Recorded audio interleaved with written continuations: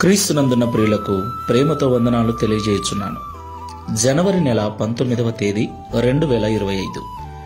ఈరోజు దావీదు గారి ద్వారా దేవుడు మనకు చేస్తున్న వాగ్దానం ఏమిటనగా, కీర్తనల గ్రంథము 10వ కీర్తన 17వ చరణం.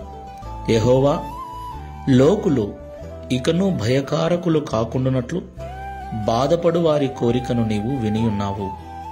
ఆమేన్. నా ప్రియమైన సహోదరి సహోదరులారా, మనం ఆరాధించేటువంటి దేవుడు కరుణా సంపన్నుడు, దయగలిగిన వాడు, కనికరము గల దేవుడు.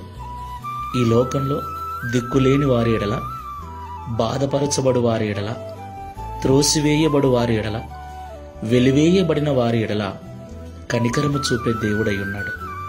ఈ మాటలు వింటున్న ప్రియ సహోదరి సహోదరుడా, లోకులు నిన్ను బాధ పెడుతున్నారా? లోకమును చూసినప్పుడు నీకు భయం కలుగుతుందా? దేవుడు నీతోనే మాట్లాడుతున్నాడు.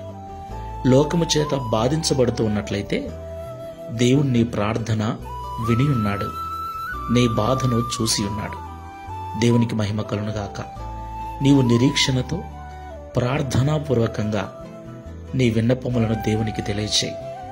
నన్నెవరు చూడట్లేదు, నా బాధను ఎవరు పట్టించుకోవట్లేదని నువ్వు అనుకోవద్దు.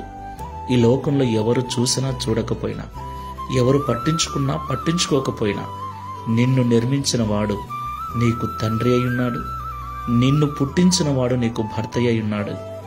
ఆయన నీ బాధను పట్టించుకొని ఇంతకు మునుపే నీ బాధ ఆయన విని ఉన్నాడు.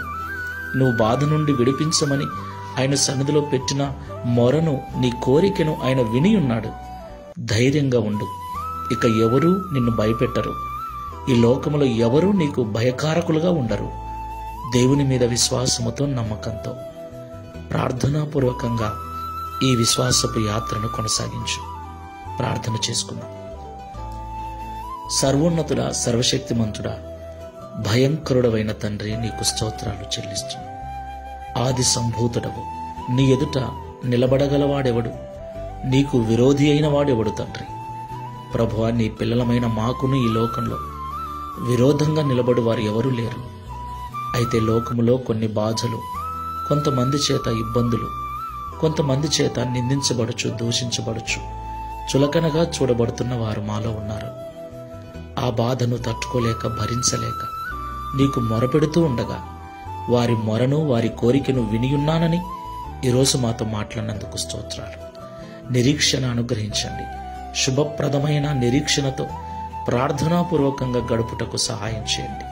ఒకరోజు విడుదల పొందుకొని ఏ భయము లేకుండా ప్రశాంతంగా జీవిస్తామన్న నిరీక్షణతో, ప్రార్థనను వదలక, మందిరమును విడవక, విశ్వాసముతో ప్రార్థించే మనసును అనుగ్రహించుమని, ఈ దిన వాగ్దానమును మా అందరి జీవితంలో నెరవేర్చి ఒక దినమున దావీదు వలె మేము కూడా సాక్ష్యం ఇచ్చినట్లుగా సహాయం చేయమని యేసు నామములో ప్రార్థిస్తున్నాము తండ్రి.